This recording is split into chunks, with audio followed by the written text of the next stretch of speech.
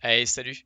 Alors, une toute petite vidéo parce que vous avez été certains à me demander dans les précédentes vidéos pourquoi en fait ça arrivait que sur votre Maya, au moment de devoir faire un export, par exemple OBJ, et ben quand vous étiez ici dans les presets d'export, vous n'aviez pas accès, par exemple, à FBX Export ou à OBJ Export ou à Alembic, par exemple, aussi, ça existe.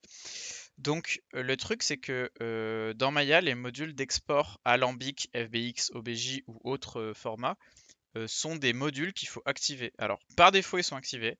Cependant, ça peut arriver que lors de l'installation, vous lancez votre soft, le module n'est pas activé.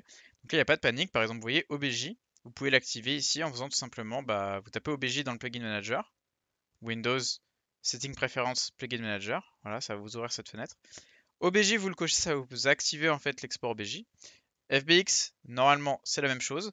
Il y a même un super petit module qui s'appelle Game FBX Exporter si vous êtes dans le jeu vidéo.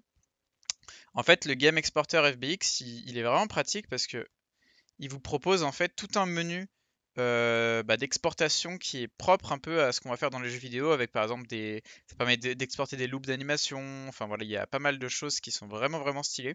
Donc je vous conseille de regarder un petit peu cette fenêtre si vous faites de l'export pour Unity ou pour CryEngine ou pour Unreal Engine par exemple, c'est vraiment cool.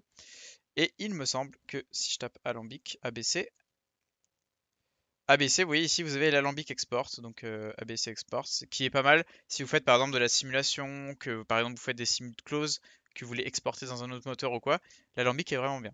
Donc voilà comment on fait pour les activer dans Maya. Si c'était pas le cas, j'espère que ça vous a aidé et je vous dis à très bientôt pour une nouvelle vidéo. Ciao.